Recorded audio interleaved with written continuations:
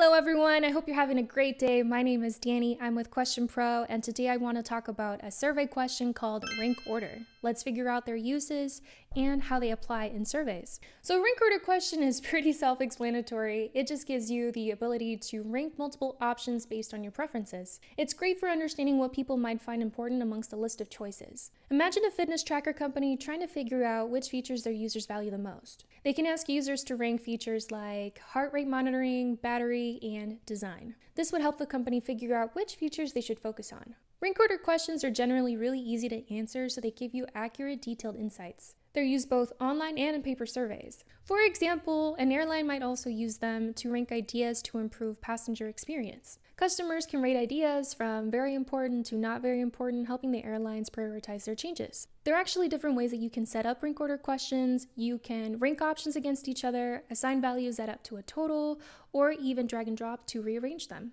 These questions help in quickly collecting feedback, making data analysis a lot easier by providing you deeper insights. They also encourage honest and thoughtful responses, leading to better decision making. Give us a follow if you found this information pretty helpful. Check out my webinar on my page, and I'll see you on the next one.